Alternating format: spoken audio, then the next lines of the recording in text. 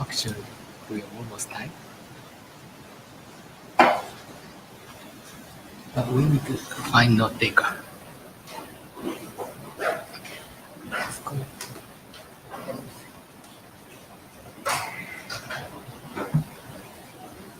We need a couple of people who can take some notes. So we're after volunteer want to make some notes during the meeting. Just highlights what's happening. What time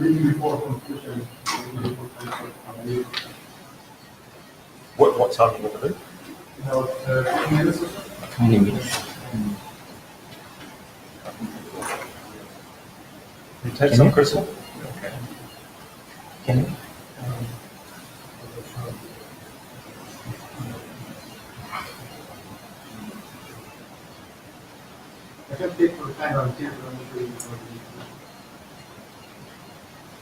We can combine a couple of note takers.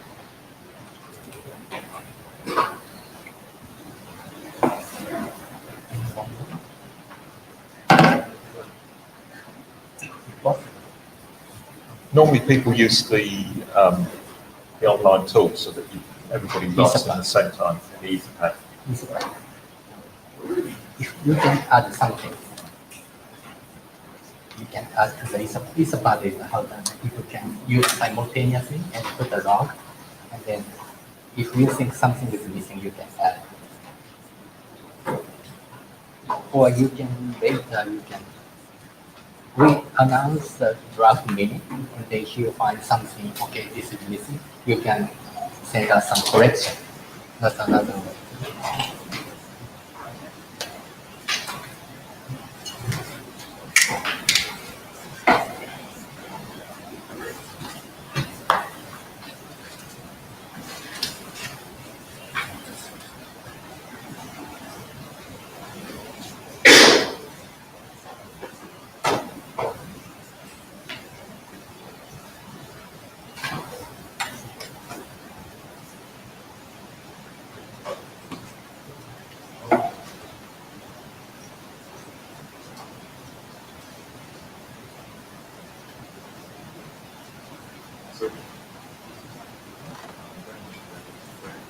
I said I was setting off so before tea but coming.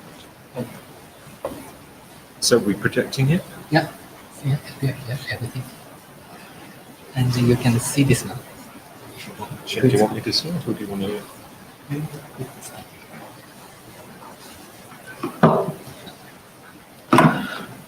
Hello everybody, welcome to the Multipath TCP meeting. Thank you all for coming. Congratulations for finding the meeting room. I know that everybody here is, you're here because you're dedicated and keen and interested, so that's excellent news. Just the normal information about well, thank you to our note takers, the collaborative effort that's going to be. If you can help with the notes, just go on the Etherpad and you can write in there. Everybody can write at the same time. The normal reminders, please, to say your name at the mic to help people who don't know you, or the note taker, or the people who are remote. And please fill in the blue sheet, which is now started going around this left-hand side and then the snake up the back again. The usual note well.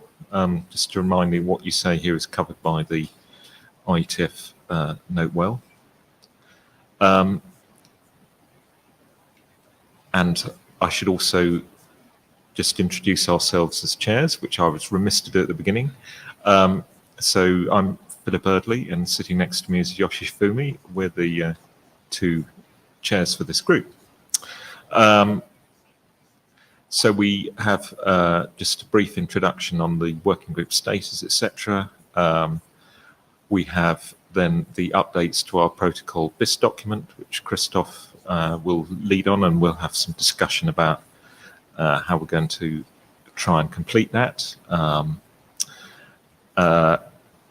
We have a talk from Xavier on multipath TCP in 5G, which is clearly a topic of some importance, and then some potential work items that might be in the next iteration. Switch this.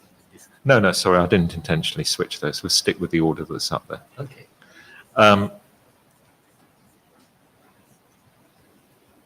Right, so yes, so we've been working on the BIS for a while now. We are in working group last call on the BIS. In fact, in theory, it's completed, but that's a topic that we will come back to. And yeah, just to remind you that the BIS document is to update the existing RFC. It is on the standards track rather than the experimental track, and that it will obsolete the existing protocol 6824 because of various changes in the protocol, in the handshake, etc., which mean that it is not backwards compatible. We had some work in the charter on multipath TCP proxies. Just as a reminder, that has now shifted to the TCPM working group, where there is a working group item on the 0RTT converter, which is, I think, put it like this, it's a slightly generalized version of the multipath TCP proxy. So that's very good news. Please go to TCPM to contribute to that work that I think's really important.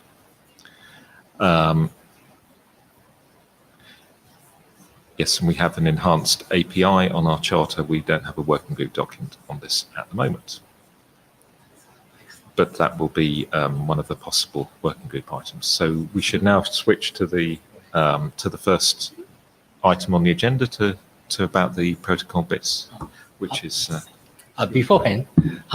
If you have any kind of implementation news, yeah, could you speak up?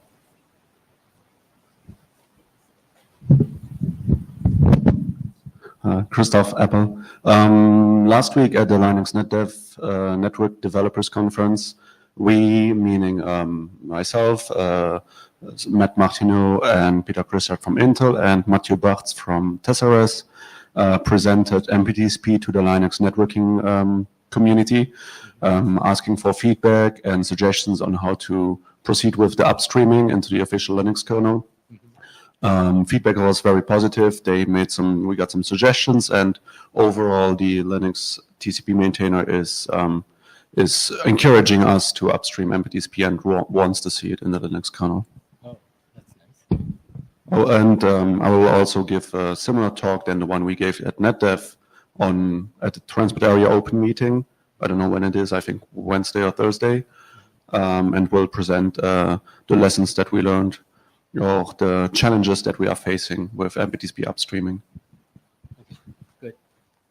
Thanks, Christoph. I mean, that's very good news because it's proved difficult over a long period to get it in the mainline kernel, and if we can do that, that's really excellent. So thank you to Christoph and the colleagues from Intel and Tesseract who've been working on that. Any other implementation news? Not only Linux, we think we have several implementations. So if anyone has information, let us know. Stephen First, F5 Networks. The big IP in F5 does support MPTCP, I think only on the client side, not on the server side. Okay. I'm not sure much. Could you repeat that? I didn't hear what you said. The big IP supports MPTCP on the client side.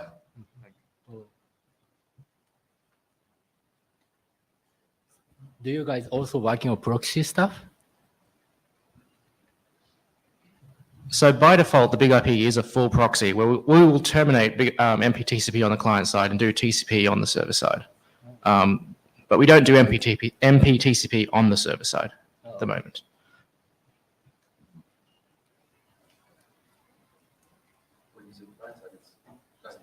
Yeah, client-facing side. Interesting. Yeah. Thanks so much for good information.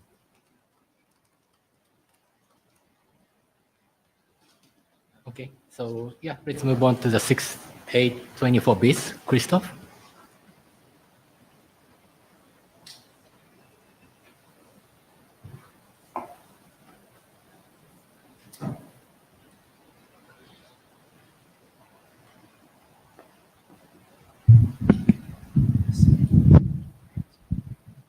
Yeah, I'll present the updates that we made on the RFC 6824 BIS, the version 11, only minor updates, and then also some of the comments that we got for the working group last call from Phil.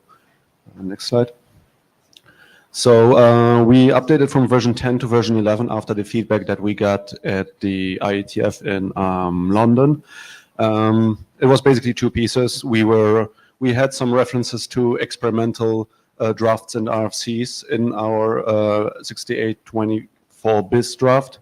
So we removed the section 3.7 about the MPTCP experimental option, and this can then be rather specified in a separate RFC. And the second item is we moved the references to TCP fast open and how it would interact with MPTCP to the appendix. Also, the reason is because the TFO RFC is currently only an experimental RFC and not a standard struct RFC. So that's why the decision has been made to move those two parts, either remove them or move them to the appendix. Then Phil launched the working group last call for the BIS.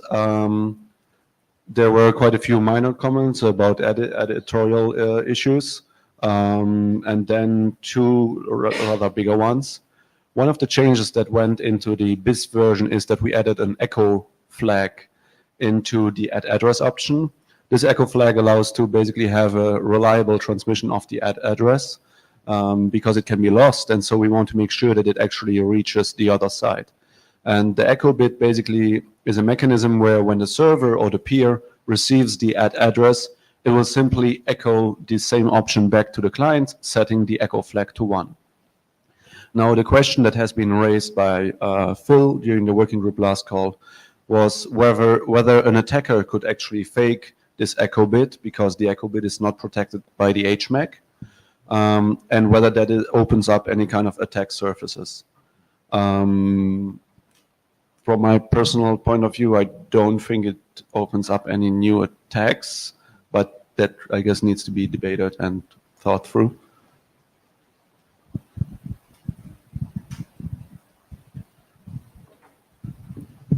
Okay, so this is Yoshi from Floor. So this is personal opinion. Yeah, this is interesting point, but other is basically announcement. A client has, I have this address, and then it's server to utilize this address. So if the attacker send back to the IP address, but client has no effect, basically. Client doesn't use this address. So I don't know, this could lead to severe security issue. That's what I'm thinking. This, because if attacker try to utilize this information, attacker try to initiate another MP join to the address to the server side, but it's also need lots of fake and then stealing lots of token secret key. Otherwise, it won't make it. So, from my point of view, even if this is possible attack, but after that, attack also need to do stealing some keys. Otherwise, it doesn't work. That's my understanding. Yeah. Yes, I agree. Like If the attacker would do this by setting the echo bit here to 1, the client will just assume that the above address has been received by the server, which is, okay, if it got lost, okay, he won't be retransmitting it. I don't know if that's a big deal. And the other case is that you, I think, described is if he doesn't set the echo bit, right? Then the client might be fooled into creating a subflow to this address, but then the HMAC verification would fail, right? So, yeah. Yeah, that's my opinion. But if there is any people see other points, let's share. Yeah.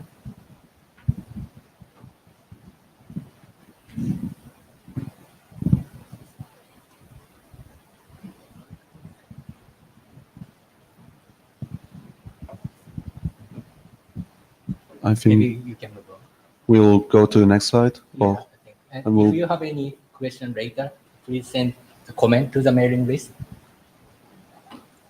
So another scenario that was changed in the BIS version is if you nowadays you want to announce an address and immediately mark it as a backup address, what you could previously do is you send an address with an address ID, X in this case, and you can basically follow this then with an MP prio to downgrade the priority to backup, because the MP prio you can indicate the address ID and say this one should be backup. Now, in the V9 version, several versions ago, of the BIS draft, we removed the address ID because researchers pointed us to an attack that would be possible, that an on-path attacker could basically mark all other subflows as backup and basically steer all the traffic on his own path. And so to prevent this kind of an attack, we decided to remove the address ID from the MP prio. So now if you want to change the priority of a subflow, you need to send the MP prio on this particular subflow. Now that, however, if we don't have the address ID anymore, you can maybe go to the next slide. Now we can't do this above anymore, right? We can't say anymore, mark this particular address as a backup, right?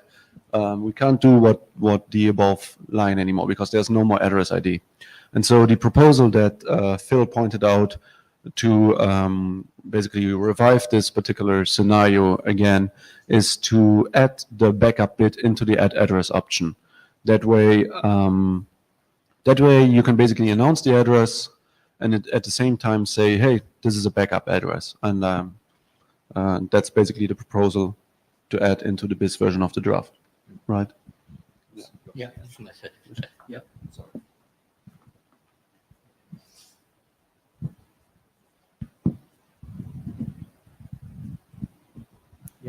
So yeah, that's what I propose. Yeah. Otherwise, in order to make backup, you have to establish a connection and send MP prio. That's really cumbersome from my point of view, and then it doesn't hurt security, I think, and that's why I think this, unless we don't want to support this case, we should have this feature. That's my personal opinion.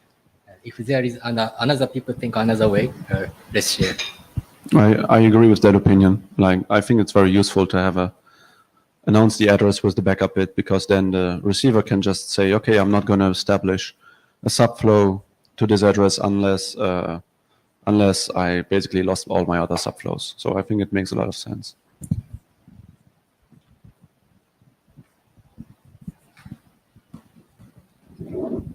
So does anybody else want to speak to this suggestion either for it or against it?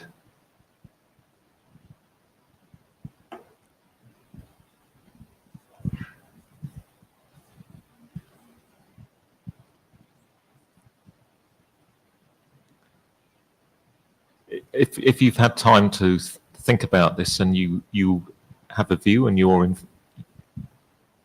if you have a view about this proposal, you've had enough time to think about it, maybe you could just put your hand in the air. So I'll just see if we get a feel for if there's enough people here who know about it, apart from the three of us in the front. But does anybody else thought about this enough to have a view about it?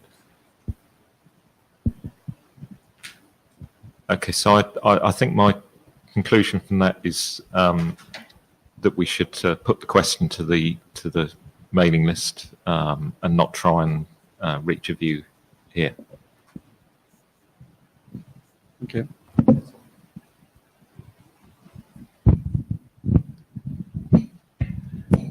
Christoph, before you go, so one of the other questions that came up was about releasing the code, because Christoph has written Linux code for the BIS, an implementation of it, but not been able to release it yet.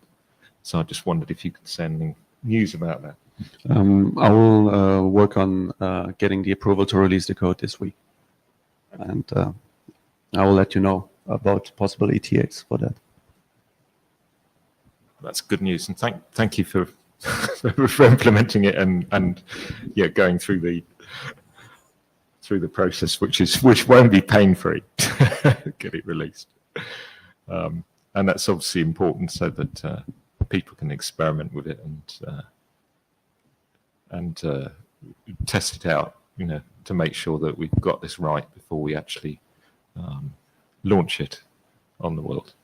It would be great if you could give us some kind of ballpark estimation. I can give that at the end of the week, and at what the estimation is.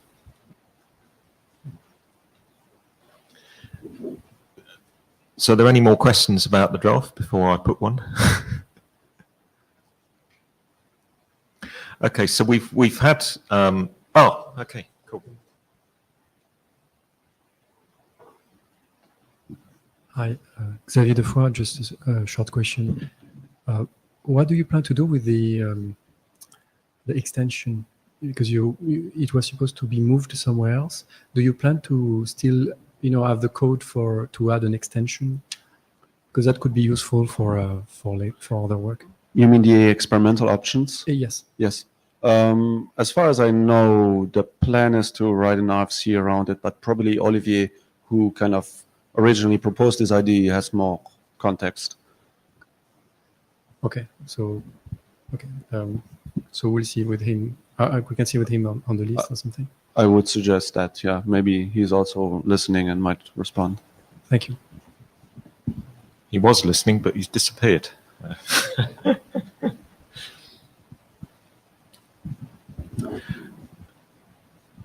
Any more comments or questions at this point? So we've had a month or so for working group last call, and unfortunately we didn't get comments apart from Yoshi and I. So we really would like some more eyes on this document from people who are potential users or potential implementers, or people who've been involved in the discussion over the last few years on this document. I know we've had an extensive discussion over quite a long period on all the bits that have been added. So that's, it's not as though it's come out of nowhere, this document. It's been reviewed and discussed a lot by the working group. But really to move this, complete the working group last call properly, and so we can send it to the ISG, we really could do with more than just the two chairs reading it. So I'm basically after some volunteers. We're after volunteers to read this and make some comments. You don't, to at least read parts of it. You don't have to take it all on, but to read the bit that you're interested in and say what you've read and that you like it or you don't. And positive comments are good. Just to say, yes, I've read it, I approve it, or I've read this section and it works for me. So people in this room you're obviously very keen. You've made it to an end of a long corridor. So I'm hoping we can get some volunteers. So I really am now after some individuals who are prepared to stick their hand up and agree to review all or some of the documents over the next few weeks. You will supervise me. Thank you. Go ahead.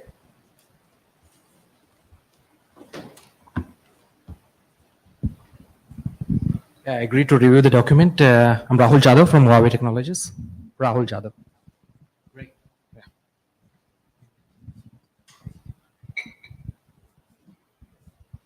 And Xavier, thank you. That's great. Mia Kulwin. There's also this MPTCP implementers list, right? I'm not sure how many people on that list and how active that is, but maybe we can also try to recruit some people from outside the IETF to just read the document and send a final feedback to the list. I can do that, yeah. You didn't forward it as yet. No, actually not. Right, okay. I can do that. Oh, okay.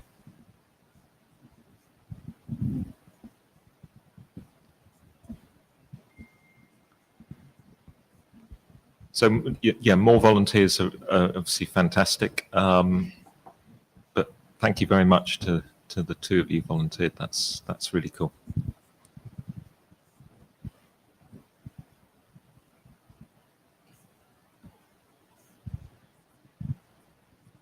Okay, so we'll work out what to do when we've had the extra reviews and we've heard the news about the code release. We'll work out the next steps for the timescale of pushing this to the ISG. I think the time depends on those two factors for when it's the right time to push it to the next step.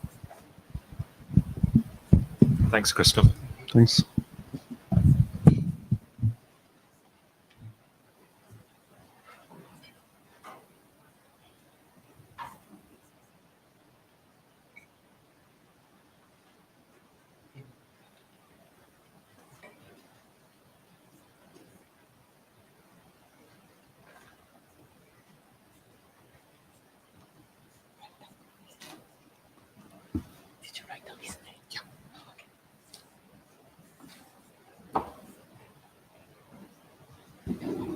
Don't step out the circle.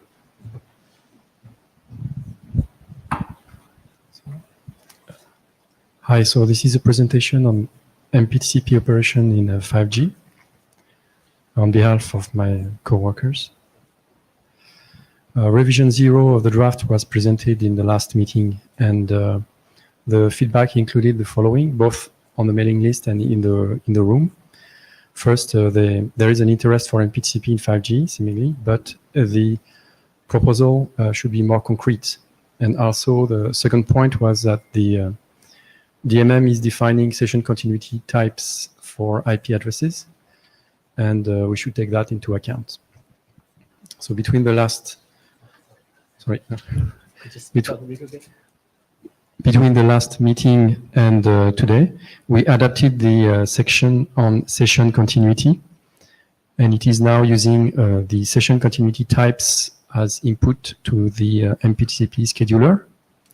It is possible also to send the session continuity types over MPTCP signaling so that the remote scheduler can also use this information.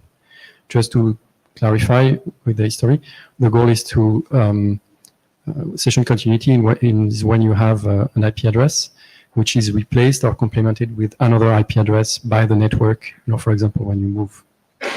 And so you we'll see a little bit of details after that.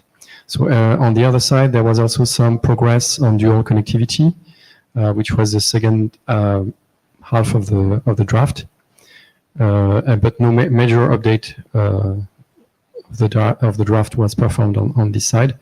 There will be still a slide on the activity. So just a bit of background on the session continuity types. So they are defined in the DMM draft on demand mobility for IP addresses provided by mobile networks. So they will be used in 5G. There are some liaison statements. And 4 types are defined. So you have fixed, session lasting, non-persistent, and graceful replacement. So a fixed IP address is valid for a long time. A session lasting address is valid over the lifetime of the IP session. And a non-persistent IP address does not enable session continuity nor address reachability, and is typically associated with a break before make between non-persistent IP addresses. And graceful replacement IP addresses are a bit similar, except that they are associated with a make before break. So an application can request an IP address of a certain type using a new socket API call. And router advertisements also may carry session continuity types. That's defined in a different draft. And you have additional background information in the last slide carried over from the last presentation. Yeah. So just now this slide is the only slide on the session continuity type. It describes basically the modification of the draft to adapt to using session continuity type in MPTCP. So in SSE mode 1, which is the 5G mode with a fixed anchor, the initial IP address is a session lasting IP address or fixed IP address, and it can be temporarily complemented by a non-persistent IP address. So just for this case, a session continuity type would not be very useful, except it's maybe useful to make a distinction with the other modes. Now in SSE mode 2, this is a distributed anchor case with break before make. So it's adapted for certain types of applications. The initial non-persistent IP address is replaced with another non-persistent IP address after a short break. The session continuity type, for example, in this case, can indicate to the MPTCP stack that a break before make transition is expected. So that may be useful, that may or may not be useful, really. That may be useful, for example, if the timeout, we want the timeout in this case to be different from the normal or more general break before make support in MPTCP. And then a second usage is the type can also be useful to track and update the backup address, because you get an IP address which you say is a backup, but that IP address disappears and is replaced with another one, for example. Well, that other one replaces the first one, so it should be a backup as well.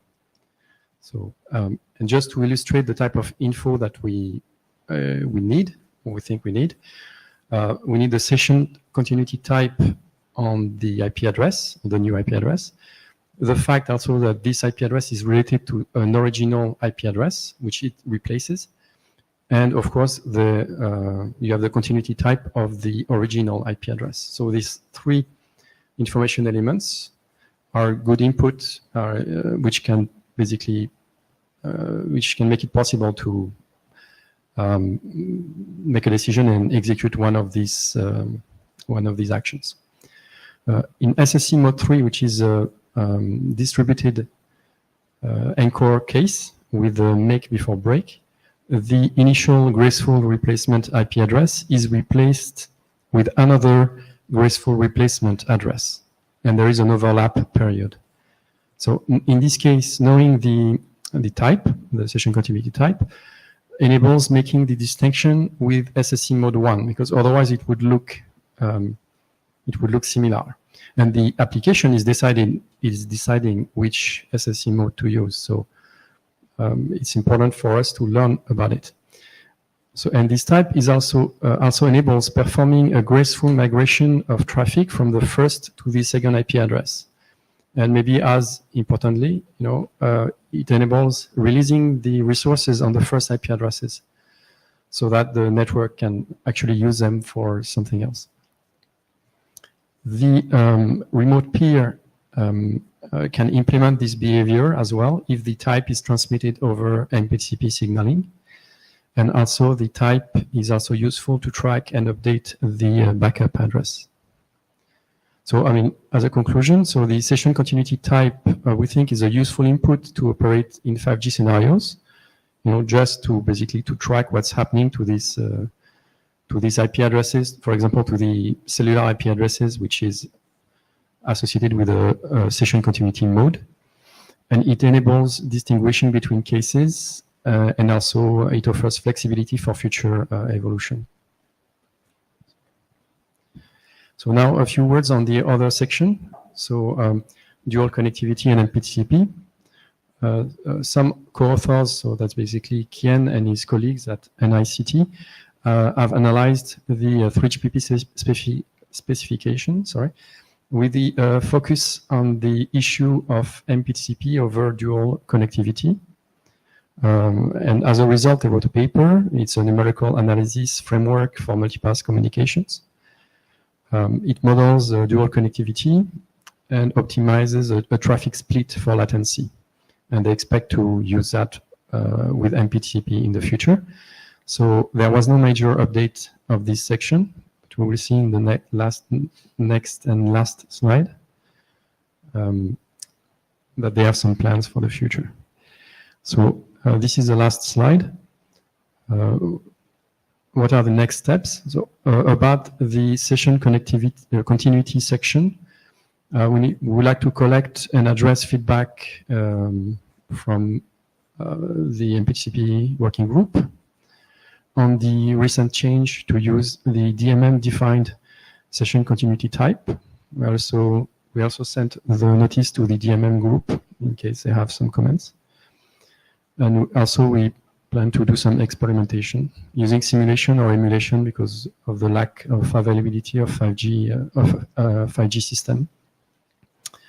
Now about dual connectivity, about the section on dual connectivity, our next step is to prototype MPTCP over dual connectivity and to identify impacts on MPTCP and 3GPP standards. So now about working group adoption. So I know it's a bit early, but it's because there will be some discussion on the new charter or possible new work. So maybe it's still a good moment to present this, to say that, you know, we would like to know if the working group is interested in discussing or adopting this work at some point. The topic could be really MPTCP adaptation and optimization for 5G. We think that at least for session continuity and possibly for dual connectivity, some features of 5G, some work may need to be done, and at least it could be a general topic which could be addressed in various ways. So that's it. Thank you. Any question?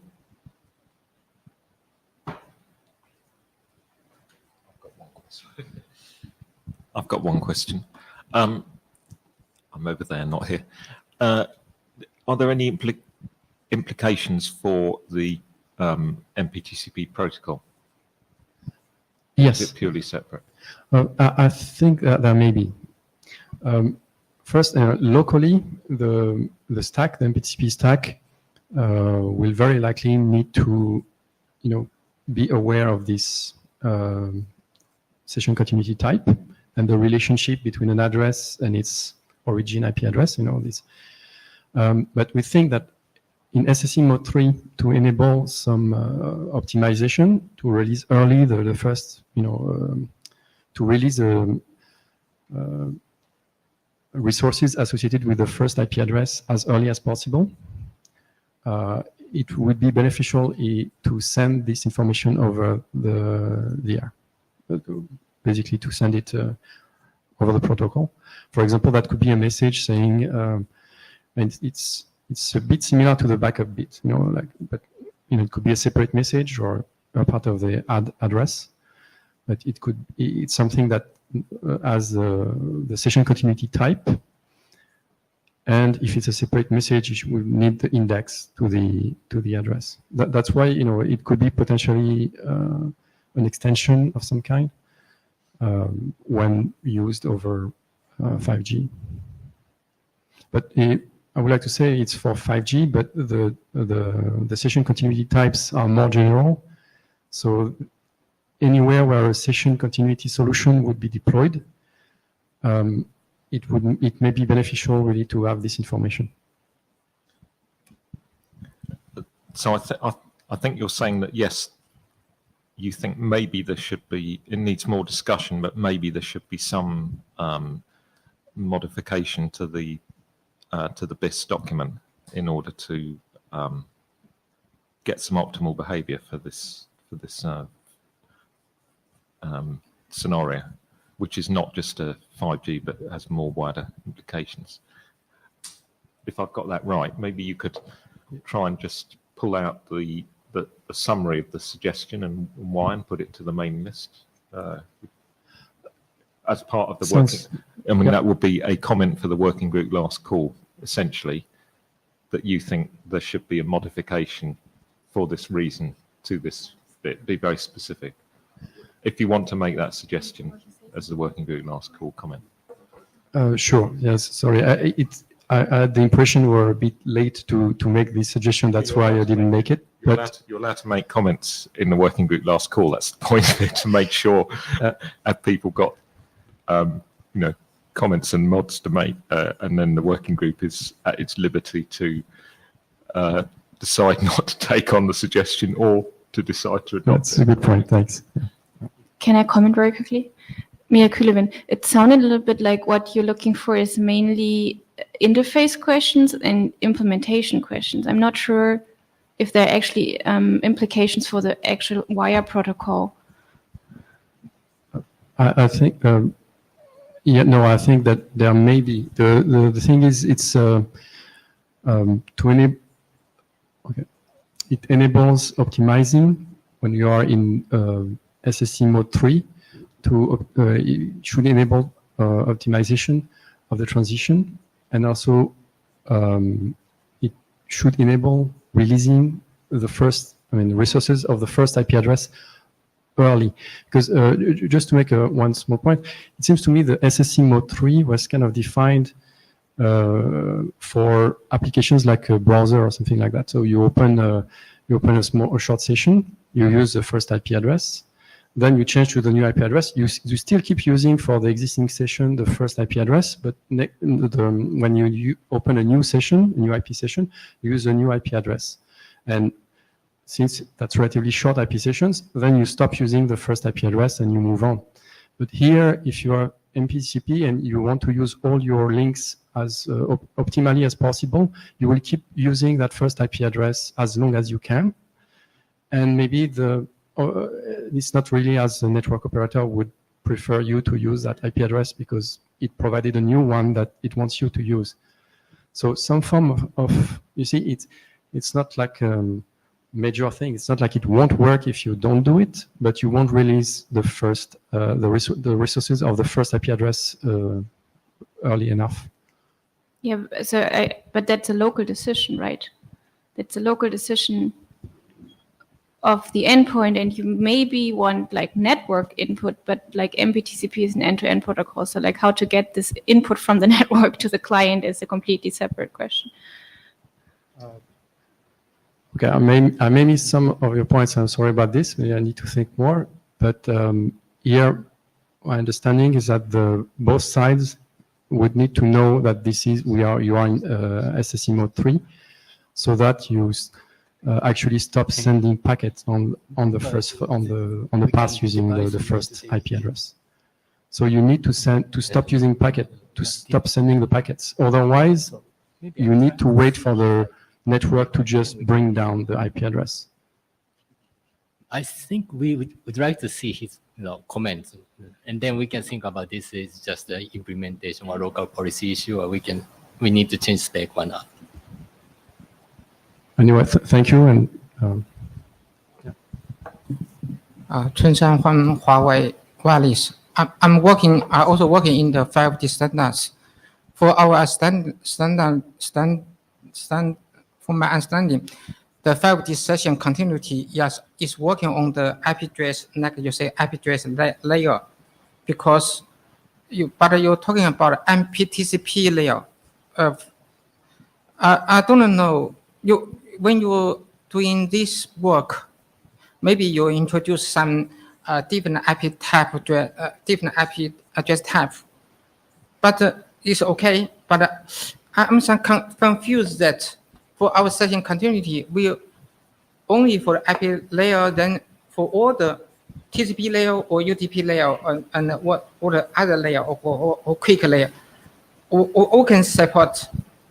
But you're now only talking about MPTCP.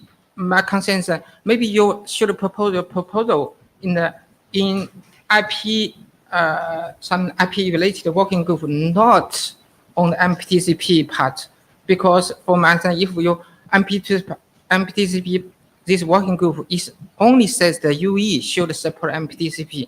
This confuses a lot of people.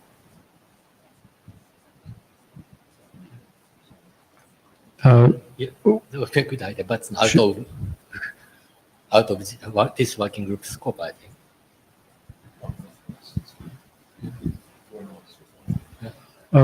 Yeah, I mean, to a certain extent, MPTCP, understanding it's acting a little bit, it's between the application and the API layer. So it's actually acting as a user of the API layer. So it will try to use the different IP addresses typically as fully as it can.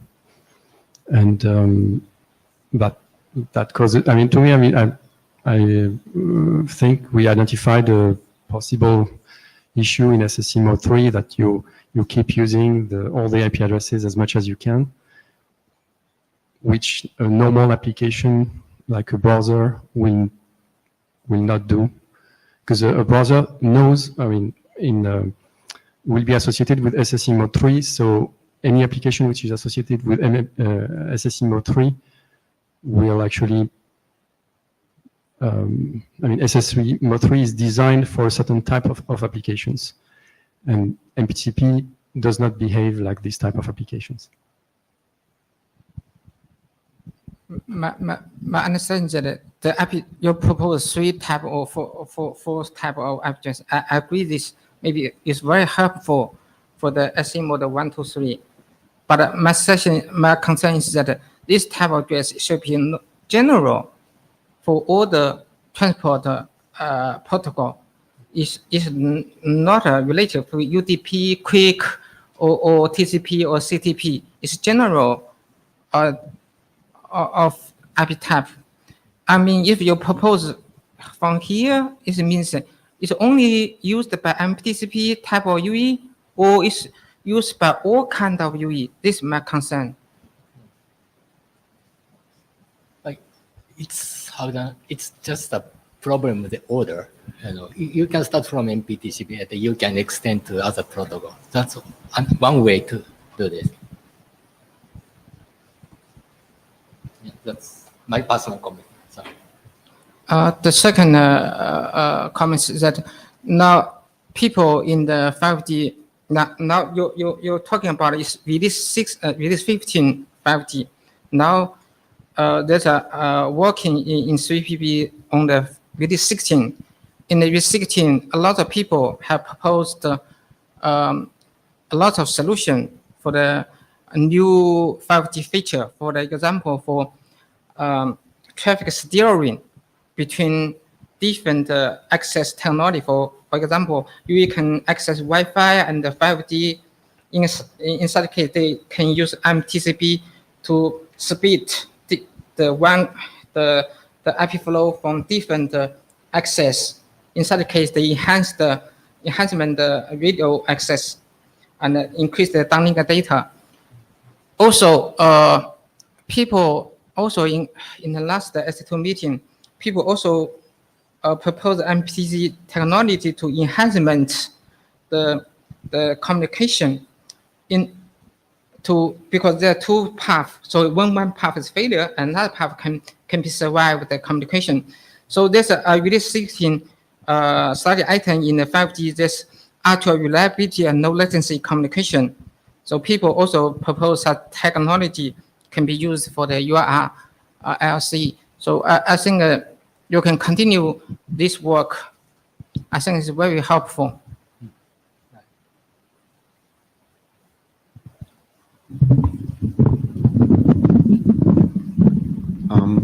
Christoph, Apple. I have one question with the dual connectivity that you mentioned, where basically you have, you mentioned, at least in the draft, I quickly looked, you have 2 cases where they mentioned where one is where you have different IP addresses on the 2 bearers, and the other cases where you have the same IP address on the both bearers, right?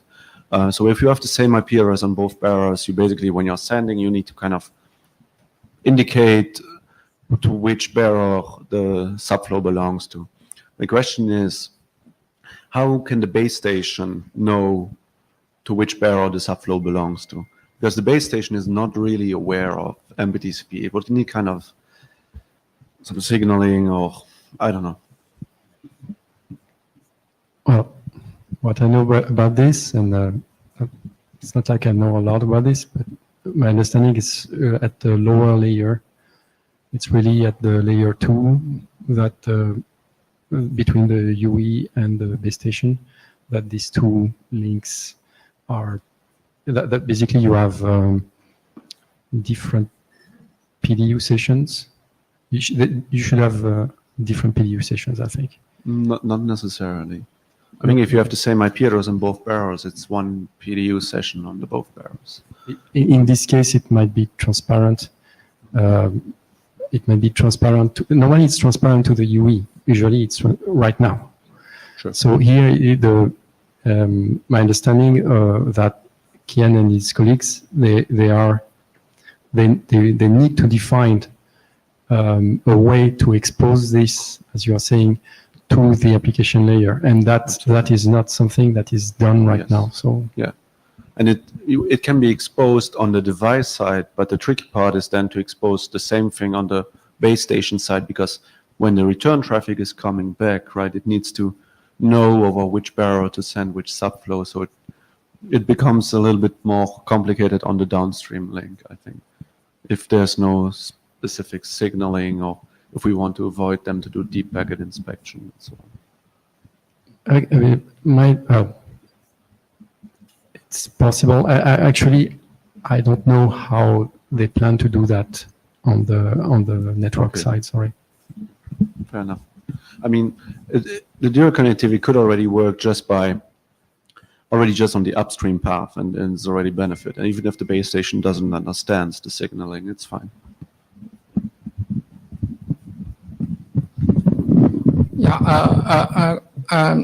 Yeah, for the dual connection, it's a layer 2 technology in the 5G system. In such case, only for the one IP address, for the one IP flow, the speed to the packet, IP flow packet to different connection. This is the dual connection.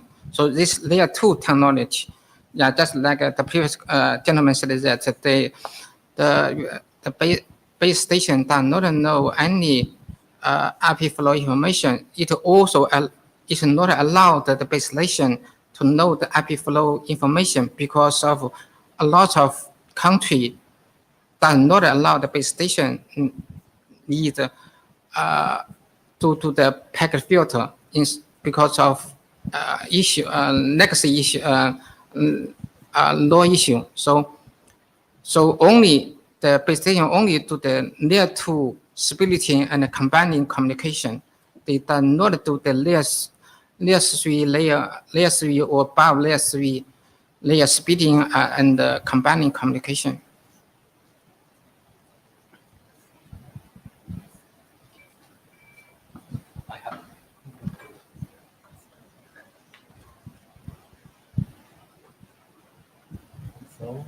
Hello, this is Yoshi from Floor. Yeah, it's interesting.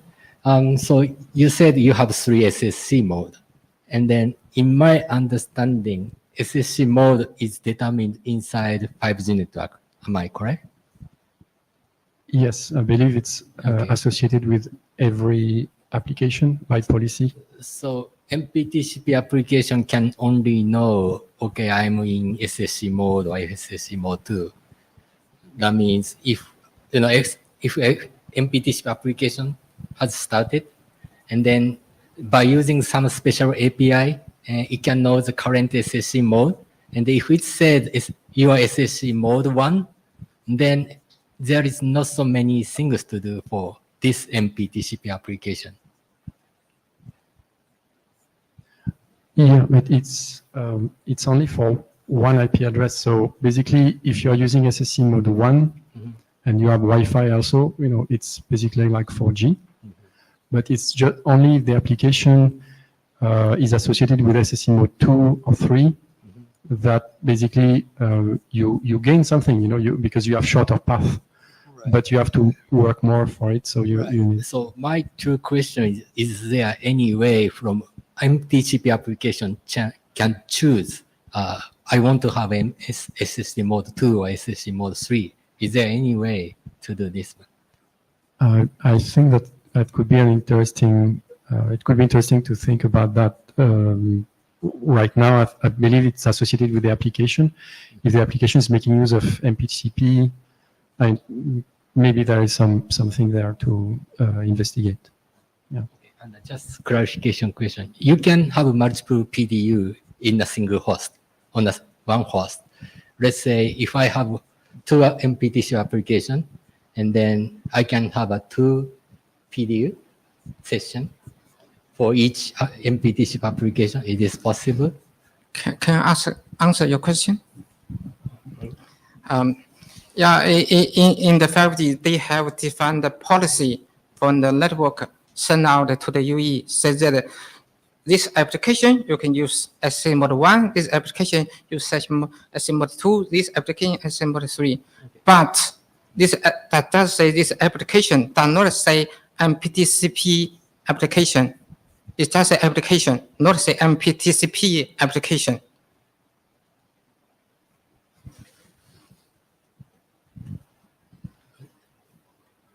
Okay. Yeah, anyway. Yeah. Yep. It's promising, but I would see more concrete, exchange between MPTCP layer and how, we can utilize the SSC mode. Yeah. Sure. I think I will need to understand we can discuss more about your question on the list or directly by email. Thank you.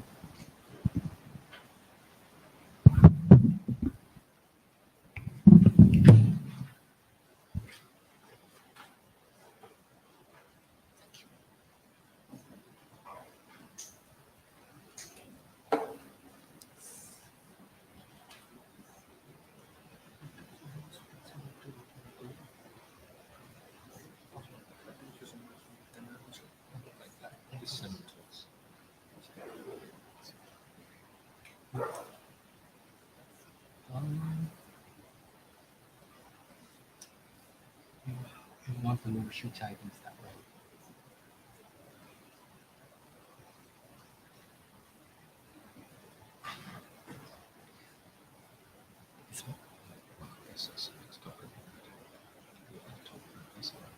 Oh, okay. This one?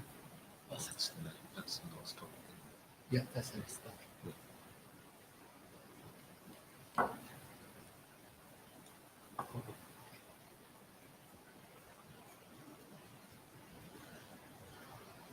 Okay, so this is the last topic of the discussion. Previously, I sent a message to the mailing list, but right now we are about to finish 6.824 draft. And then after we finish this draft, we don't have working group item right now.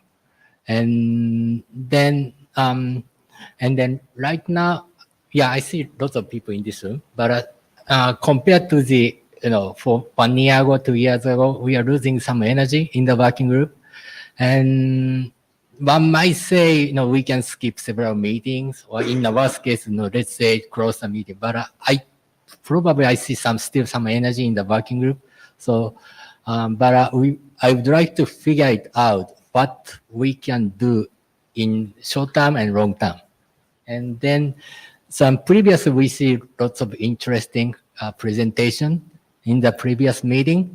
So I tried to summarize some of the nice proposal in our working group meeting on the mailing list as well. And so I have listed several topics here. For example, APIs. We have several presentations about APIs.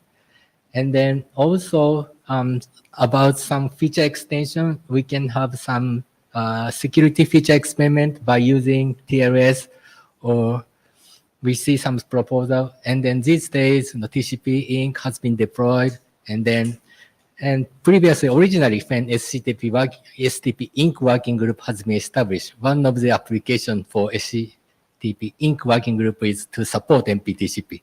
So maybe we can go back to this status, and then maybe TCP Inc. and MPTCP collaborate each other. And then maybe we can think about some method. And then another thing is high performance environment. And then there are several approaches like a happy eyeball, sending merge MPTCP initialization message to multiple destination at the same time, and so that we can enhance the performance. That's one way. And also we can think about packet scheduling. Our core spec does not talk about packet scheduling, and right now it's left to the implementation. But if someone come up with very nice packet scheduling mechanism, it might be better to standardize it. That's another possible idea. And then there are some suggestions that we should interact with working group more. And DMM is one of the good example. We might be find a nice way to utilize MPTCP on 5G network. Maybe promising idea. And VLOC ops, there's some segmented routing proposals. Maybe they might utilize MPTCP.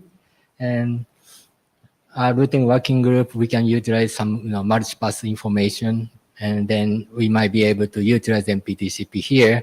And there may be several ways to collaborate each other. But I would like to see what we can do, especially in short term, and then also we can see something in long term. Then if you can have some opinions, and please share, and then we can think about future plan with the working group more clearly. Any opinions?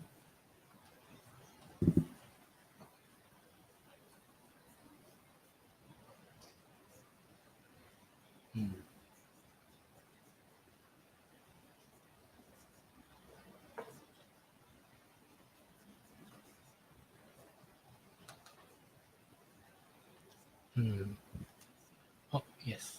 Huh?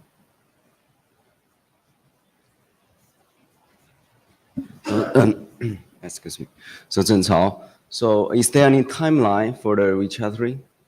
There is no timeline, but right now we don't have any working group item. And then if we don't have a working group item, there is no strong reason to have a meeting, probably. So we might skip 1 or 2 meetings until possible promising working group item has proposed. Yeah, we need to think about it. If there is very promising idea, and then there are lots of many people start feeling this is a good idea to discuss, and then we can have a meeting. But if we don't see a good short-term item, maybe we can skip several meetings. But I would like to figure out what's the atmosphere in this group. That's what I'm trying to figure out right now. Yeah. Okay. So I would understand this better. Are you going to have this? Is this the proposal you solicited already on the mailing list, right? Right. Sort of discussion. So are you asking us, the plan, that if this is okay to write this into the charter, or No. I don't know? No, I mean, that's a good question. So this was a collection of ideas that people have raised about topics that people might be interested in working on. So in order for it to become a working group item, it basically needs a community of interest. So it needs more than one person to say, I'm interested in this topic. So you need several people to work on it. Or at least, you need people to work on it, but you also need people who say, if somebody does work on it, I would use this. So it needs a community of people rather than just being one individual who's interested in the topic and will be the only person who would use it. So that's basically the selection criteria, is that there has to be a group of people who want the work, want the output, and are prepared to work on it. They don't have to be completely overlap. It doesn't have to be exactly the same people in each set, but yeah. Okay. If that makes sense. Okay, that sounds more clear. So in general, still, if someone wants to push some items forward, just submit more drafts and have more discussion on this. Is that? It doesn't even need drafts at this stage. it needs Oh, you to needs some say, discussion. it needs you to say, as a user, I would, you know, if the working group produced something on security enhancement using TLS, I would want to use this. Okay. I haven't got time to work on it, or I haven't got the expertise to work on it, but as a user, I Yeah, would want it. that's very, yeah, that's useful. So it's yeah. that sort of thing on the mailing list would be great. Okay. Thank you for the guide. You want to say something, Miriam? You want me to say something? You were in the right previously. Mia Kulevin, responsible AD. So if this working group has reached the end of the charter, then what we usually do is close the working group, right? I'm not saying that you cannot like recharter and figure out new work items, but if there's like nothing to work on, the working group will be closed. That does not mean that you cannot work on MPTCP anymore. I think before closing the working group, I would like to talk to the TCPM working group and see if they can recharter and explicitly include any maintenance work on MPTCP in their charter. Because then you also have you have one working group where the whole TCP community can actually talk, which I think would be very valuable. Yeah, and even if we close the working group, we can still leave the mailing list open so you can have further discussions there. Right. The counter question is now, what we can do if we want to continue the working group? You need work. So I think you've heard what the default No, thing that will yeah. happen is. But I mean, even if we integrate it into TCPM, if a lot of new work shows up, there's also a way to whatever TCPM could get 2 sessions per IETF and have one more focused on MPTCP and one more focused on other TCP questions. I mean, that's kind of what we do with the transport area working group. Transport working group, for example, that they very often have one session that's focused on SCTP, for example, right? So as I said, just closing the working group doesn't mean the work has to end. But if there's not enough work in this room with interest for these people, then closing the working group is the natural thing to do. But do we have some kind of deadline to make such kind of decision? Yes. Oh. As soon as the last item on your list is kind of through the process, we have to make a decision.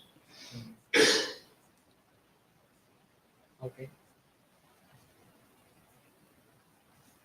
So if you want to continue the working group, please work hard. That's the message from AD.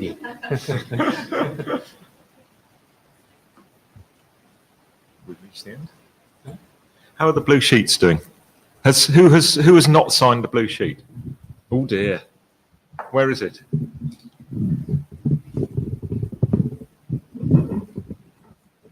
Can we get it to somebody? Oh, cool. Christoph, Apple. I think what's probably going on at the moment is people are busy deploying it and finishing up use cases that already have been identified in the past and pushing to get MPTCP out there in the implementations and so on. So that's maybe why the activity in the working group has calmed down a little bit, and also feel like sometimes the MTCP working group is highly location dependent on where the meeting is more or less activity, because the people who are working on MTCP are mostly centered in the European location. And Right. so personally, I think it would be okay to wait a bit and see where it goes, because people are busy deploying it, and there's a lot of activity going on in MPTCP, even if it's not visible at the IETF. There are billions of devices out there that are using it every day, and there are more coming. Right. By the way, Christoph, while you are working on implementation, you are seeing some need to work on API? What about API for Linux implementation?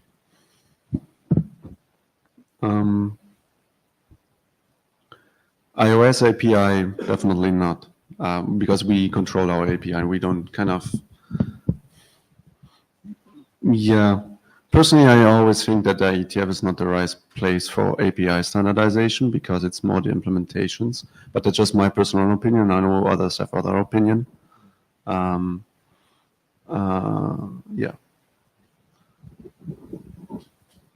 We are definitely looking in the Linux upstreaming work into how we can expose MPTCP to the user space. Whether that would be useful to standardize that, I don't know. I see.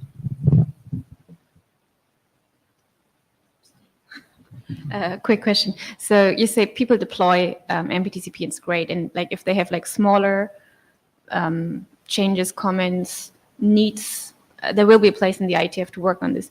Do you expect any kind of larger request changes coming out of that?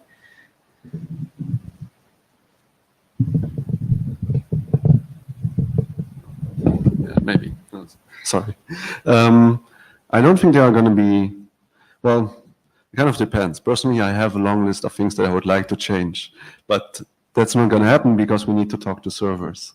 So I don't think there's going to, personally, I don't think there are going to be lots of huge changes, at least not in the foreseeable future. Long term, I would like to, well, I know I have a list of things that are wrong, but that's a different story.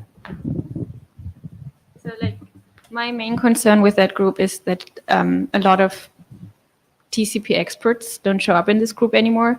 And we have seen this with the proxy discussion that those people suddenly then show up again and have different opinions and so on. So I think it would be valuable for any kind of MPTCP extensions to go into the TCP working group. Again, I don't want to stop anybody from working on this protocol because it's a good protocol. It's really nice to see that it's taking off. So.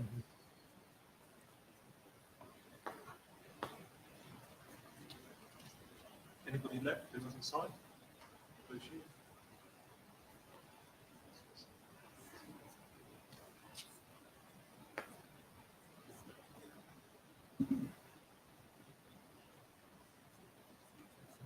Yep.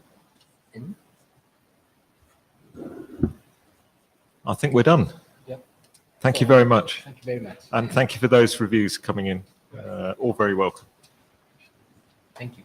Enjoy the rest of your meeting. Right. And as I said, no, we are not. Right now we are not clear vision to have a meeting at Bangkok. And but if you really want to show something, you should please notify us beforehand.